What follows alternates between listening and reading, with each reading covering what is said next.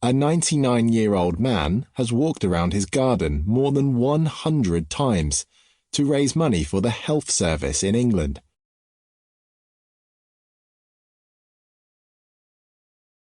Captain Tom Moore initially wanted to walk around his garden 100 times to raise £1,000 before his 100th birthday.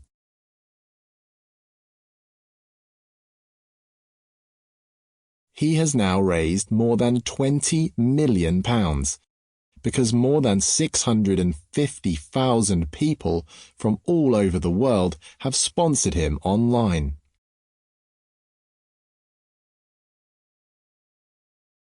Captain Tom is still walking around his garden to raise more money for the hospitals.